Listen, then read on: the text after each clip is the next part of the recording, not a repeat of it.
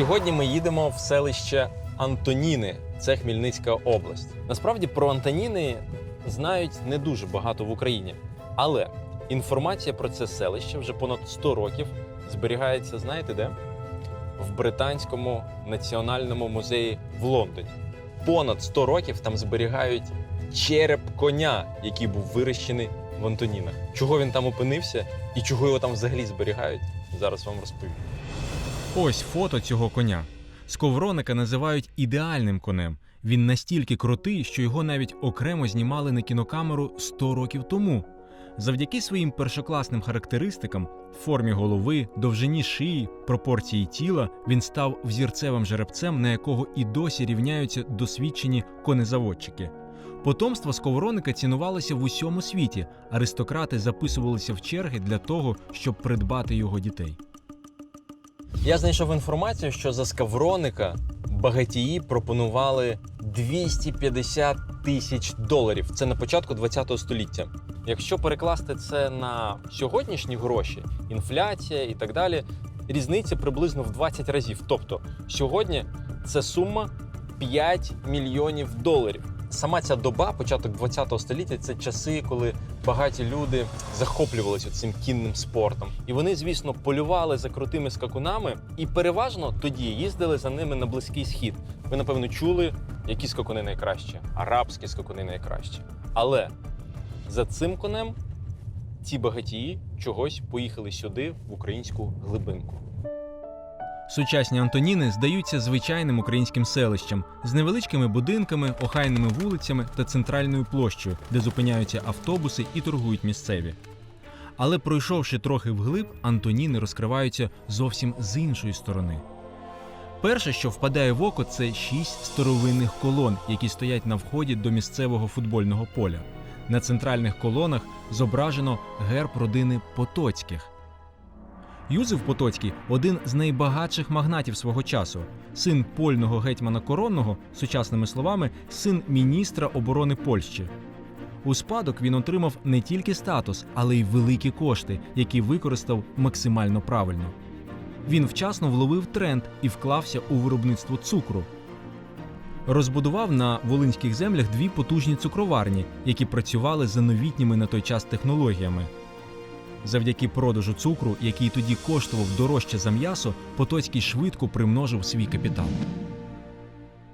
Ось тут знаходиться головний парадний вхід, основна брама до маєтку Юзефа Потоцького. Подивіться, наскільки пафосно і круто вона виглядає. Взагалі у Потоцьких було багато палаців – в Хмельницькій, Тернопільській, Львівській та Одеській областях. Всюди вони зберіглися, а от в Антонінах – ні. А все тому, що в 1919 році сюди прийшли більшовики. Вони підпалили палац, і він горів декілька днів, залишивши по собі тільки велике попелище. Де саме розташовувався палац, можна уявити завдяки одній архівній фотографії, яка була зроблена 100 років тому. Швидше за все, фотограф знаходився на даху палацу, адже на фото чітко видно браму, сторожку та навіть його ліве двоповерхове крило. Ось це місце. Ця в'їзна брама. Значить, що фотографія була зроблена з цього місця, а сама камера була зафіксована на даху палацу, і тому такий ракурс зверху. Про що це говорить? Про те, що сам палац, виходить, стояв тут, на місці цього футбольного поля. Уявляєте?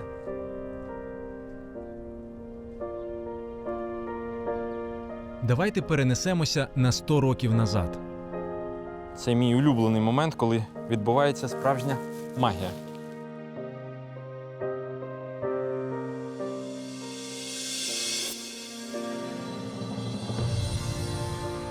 Палац був побудований європейським архітектором у стилі необарокко, а пізніше його добудував дуже відомий австрійський архітектор Фердинанд Фельнер.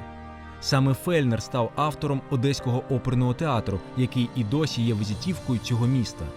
Тогочасний маєток в Антонінах був зірцем англійського шику, французької елегантності, голландської чистоти та німецької педантичності. Окрім розкішного зовнішнього вигляду, палац ще був максимально інноваційний на той час. Видно, що біля входу стоять 2 електричних ліхтарі.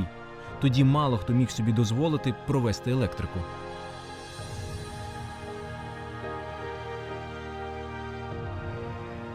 Ось де тепер ці ліхтарі.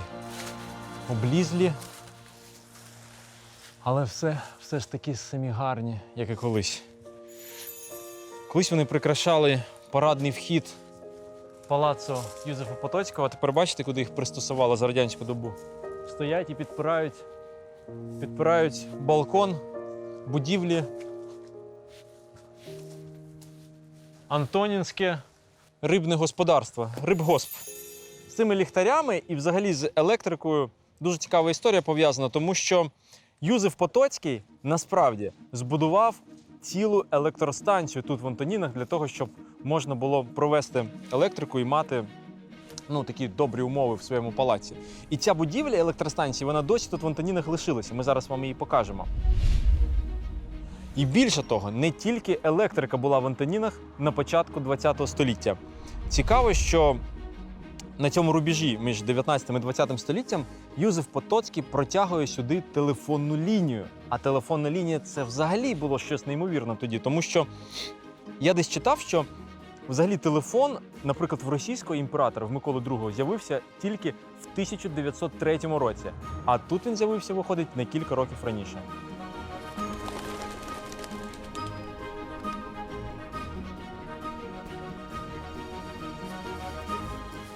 Ось ця будівля точно з тих часів, але дах вже поміняли.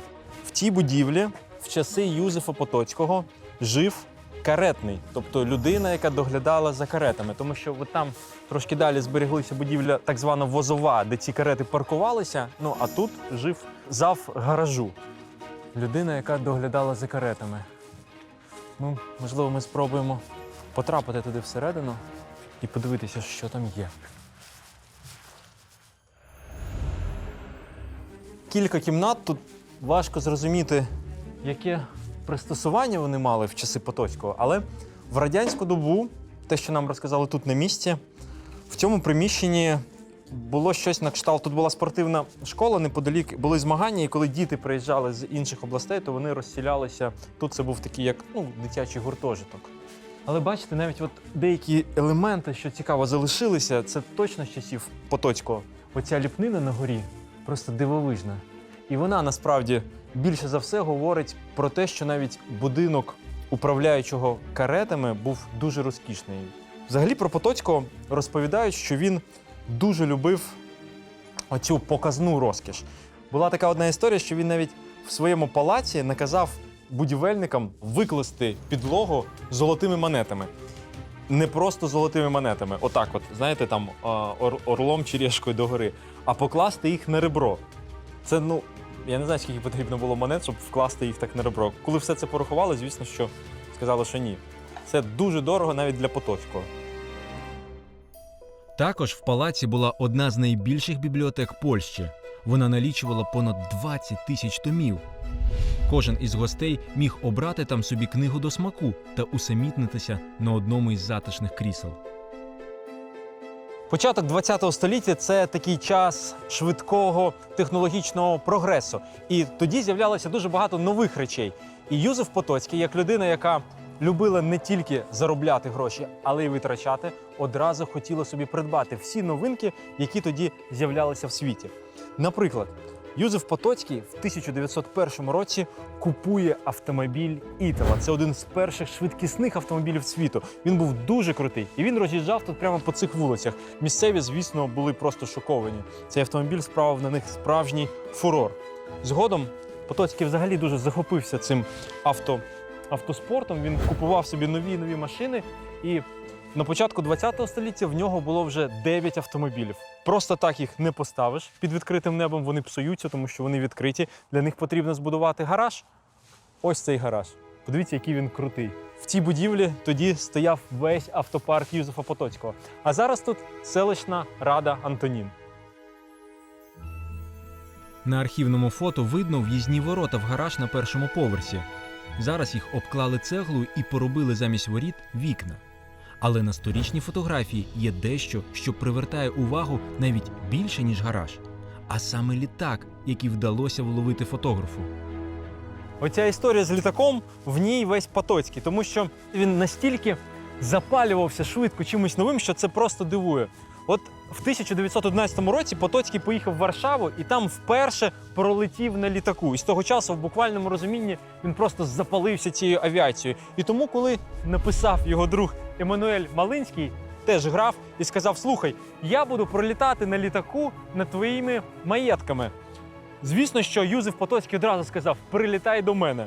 І спеціально для цього він будує аеродром і приймає його тут. Тому так і з'явилася ця фотографія, яку ви бачили над гаражем Юзефа Потоцького.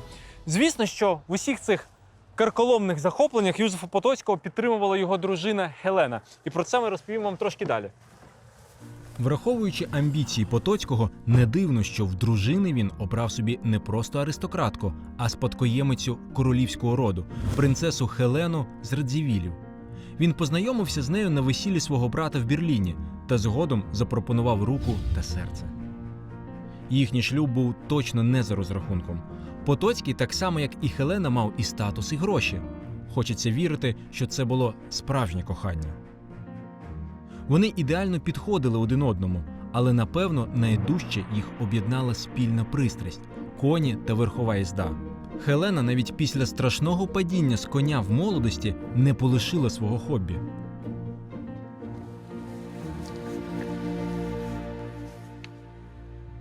Дивіться, бачите, ці споруди досі збереглися. Вони збудовані в такому стилі пізнього модерну, десь на початку ХХ століття. Вони й досі використовуються як стодола. Там є сіно всередині. Взагалі, Юзеф Потоцький з дитинства любив конів, тому що йому величезний табун дістався ще від його діда. А дід його розводив арабських скакунів якраз. Багато з цих конів перебували і тут. Взагалі, на початку ХХ століття тут було приблизно 200 чистокровних арабських скакунів.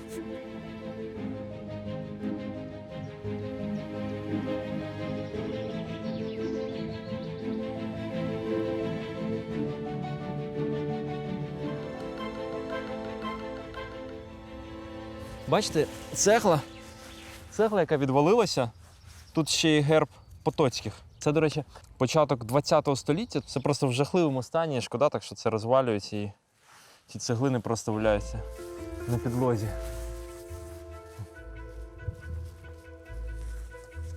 О. А це, очевидно, парадний вхід. Бачите, оця вхідна група. Браму, скоріш за все, поставили вже в радянські часи, тому що вона, або може навіть і зараз, в часи незалежності.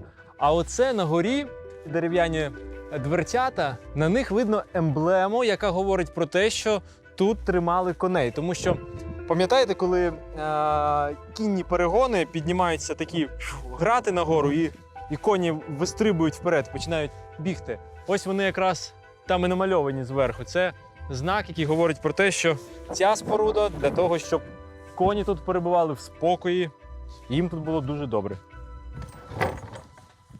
Вау! Я не знаю, чи передає це камера, те, що я бачу своїми очима, але виглядає все це дуже і дуже круто. Ця споруда, видно, по сіну і по навозу її досі використовують. Оці штуки, з яких вигодовують худобу, говорять про те, що тепер тут тримають курів вже. Мені найбільше подобається, що тут, попри те, що тут дуже брудно і все таке вже доволі в занепаді знаходиться, все рівно ще видно оцю естетику початку ХХ століття, ту естетику, з якої задумували цю стайню, з якої її будували. Подивіться, навіть оці підпірки металеві, вони зроблені з такого дуже серйозного металу, але бачите, напівсфери такі гарні, посередині коло, і воно все так іде туди далі, вперед, і дає просто фантастичну перспективу. Зараз би так точно вже ніхто не будував, просто поставили би якісь ці монолітні опори і все. Дуже круто. От тут дуже круто. Вирощувати коней в ті часи – це було аристократичне ремесло та хобі номер 1, на якому до того ж можна було непогано заробити, продавши коня на аукціоні за шалені гроші. При багатих будинках були цілі конезаводи і окрема інфраструктура для цього бізнесу. В Антонінах зберігся унікальний кінний манеж. Він має статус національної пам'ятки, як найстаріший в Україні. Зараз в ньому облаштований спортзал. Вау! Насправді має вигляд звичайного спортзалу. Але якщо закрити очі і уявити, як тут було 100 років тому, то можна все це представити. Дивіться, ось тут по центру було величезне коло, по якому водили коней. Їх тут тренували. Ось там, де ці ворота, там були двері, через яких коней заводили. Звідки прийшли ми, заходили лакеї. Все відбувалося тут. І весь бізнес, до речі, з конями також відбувався тут. Я читав, що Потоцький, дуже уважний до деталей, він сам ретельно оглядав кожного коня перед купівлею чи продажем. Весь бізнес відбувався тут, а там, знаєте, багато хитрощів, багато тонкощів. І він мав сам своїми очима оглянути все ретельно. В нього були агенти по всьому світу, які відстежували інформацію про найкращих коней, які продавалися, тому що він хотів купляти собі тільки найкращих коней. І тут, до речі, в цьому манежі і виростили сковроника, чий череп згодом опинився в Британському національному музеї. А як він там опинився, я розповім трошки згодом. Окрім захоплення кіньми, в графа Потоцького було ще одне хобі – зоопарк. Тут в Антонінах він створив справжній звіринець з екзотичними тваринами з усього світу. Багато тварин йому привозили з різних країн Африки, наприклад. Тут, в Антонінах, жили верблюди, жили навіть страуси. І звісно, що за цими тваринами потрібен був особливий догляд, тому що, поки граф досліджував, як вони акліматизовуються, ці тварини часто хворіли. І для них потрібен був ветеринар. Ось ця будівля – це був будиночок ветеринара, де, знаєте, як в мультику «Айболіт», він сидів 24 години на добу і приймав хворих. Іноді йому могли, наприклад, привезти верблюда і сказати: от подивіться, верблюда нежить, тому що на вулиці сніг лежить. От така історія. Будинок досі зберігся в дуже доброму стані. Зараз там живуть звичайні родини, просто живуть люди. Полювання в Антонінах було відомим атракціоном тих часів. Щоосени, графи, князі, політики та бізнесмени кидали всі свої справи та відправлялися до України, до Потоцького. Зберіглося навіть старовинне фото, де зображені гості Антонін перед виїздом на полювання. Тварини були особливою цінністю Юзефа Потоцького. Для того, щоб зберегти їх популяцію, тут полювали за особливими правилами. В Антонінах проводили полювання, яке називалося парфорс. Полювання типу парфорс прийшло сюди з Англії. Взагалі воно з'явилось давним-давно, і в чому був основний сенс? Парфорс, тобто перекладається як силою, демонстрація сили над твариною. Люди сідали на коней, брали мисливських собак, випускали здобич, і треба було її просто загнати і в самому кінці вирвати шматок шерсті. І це означало перемогу над твариною. І от такі полювання відбувалися тут, в Антонінах, з величезним розмахом. Щоправда, попри гуманізм, без смертей все рівно не обходилось. В мене є згадки одного з учасників цих полювань, які відбувалися тут. Ось що він пише, цей чоловік. «За своє життя я нічого подібного не переживав. 3 години ми мчали галопом за цим скаженим оленем через страшні перешкоди. Один з найкращих жеребців впав від серцевого нападу». Уявляєте, як все це було швидко і виснажливо, що навіть коні падали мертві. Саме під час такого полювання один з гостей Потоцького, англійський художник Вальтер Вінанс, помітив в його стайнях коня сковроника і купив його за 150 фунтів стерлінгів. Забрав в Англію, а там його потомство стало найтитулованішими скакунами за всі часи. Так череп сковроника отримав честь бути експонованим у Британському королівському музеї. Окрім полювання парфорс, Потоцький займався ще й справжнім полюванням. Найбільше він любив робити це в Африці. Там у його родичів була золотодобувна компанія. Хелена Потоцька завжди супроводжувала чоловіка у поїздках. Разом з собою вони також брали фотографа та художника, які зображали чоловіка та дружину на фоні екзотичної природи. Розповідають, що одного разу під час полювання Потоцького в Судані на нього напала левиця. Місцеві мисливці застрелили її, захищаючи графа. І раптом граф чує в кущах чиєсь нявкання. Він дивиться, а там 3-річне левеня. Виходить, що левиця просто захищала своє дитя. Йому стало дуже шкода цього левенятка, і він вирішив забрати його з собою. І Потоцький привозить справжнього лева сюди, в Антоніни. Його називають на італійський манер Левунціо, і він стає улюбленцям усієї місцевої публіки і всіх гостей, які приїжджали до Антонін. Для нього будують величезний вольєр, привозять до глядача з Африки і іноді навіть випускають тут побігати по території. Звісно, що місцеві жителі просто в шоці. Вони мало того, що ніколи льва не бачили, так ще й вони дуже бояться, тому що він може накинутись на них. І тоді Потоцький вирішує збудувати навколо свого маєтку оцей величезний паркан. Потоцький так сильно прикипів душею до свого екзотичного улюбленця, що навіть поставив йому та його матері левиці пам'ятник на місці, де Левунців полюбляв ніжитися на сонечко. Цей пам'ятник і досі стоїть в Антонінському парку. В чому найбільший біль? В тому, що можна просто проїхати повз Антоніни, побачити цей стадіон і навіть не дізнатися, яка дивовижна історія тут прихована. На цьому місці стояв справжній європейський палац з усіма інноваціями свого часу. Що було в Юзефа Потоцького? В Юзефа Потоцького були дорогі машини, в нього був власний аеродром, в нього була одна з найбільших бібліотек того часу. В нього проходили елітні полювання і в нього був цілий парк екзотичних тварин. В цьому палаці жив навіть лев. Одним словом, всі, хто приїжджав до Юзефа Потоцького, були здивовані. Вони були просто шоковані тим, що бачили. Він по-справжньому відкрив цю українську глибинку для цілої Європи. Що залишається нами з вами? Приїжджати сюди і відкривати Антоніни для себе. Обов'язково зробіть це і побачите все на власні очі. Па-па!